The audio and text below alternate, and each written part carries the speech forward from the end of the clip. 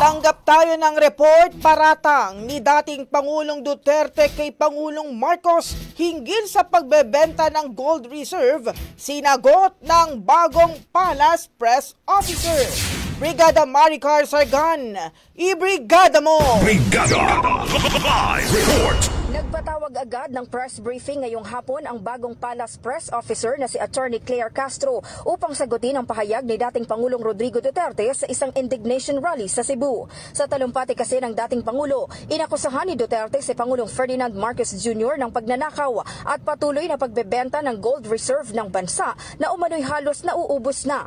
Ayon kay Attorney Castro, matagal nang sinagot ng pamahalaan ang isyong ito noon pang October 2024. Kaya ipinagtataka niya raw kung bakit paulit-ulit itong binabanggit ng dating Pangulo. Tanong tuloy ni Castro, wala raw bang economic expert si Duterte para magsabi sa kanya kung ano ang regular activities ng Bangko Sentral ng Pilipinas.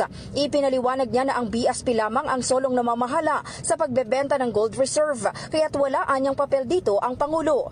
Ipinunto rin niya na bahagi ng mandato ng BSP ang pagbebenta ng gold upang mapalakas ang ekonomiya. Batay sa datos ng BSP, umabot sa 106.3 billion US dollar ang Gross International Reserve o GIR ng Pilipinas, kabilang ang gold, mas mataas kumpara sa 103.8 billion US dollar noong taong 2023. In the heart of changing lives, ito si Brigada Maricar Sargan ng 105.1 Brigada News FM Manila, the Music and News Authority.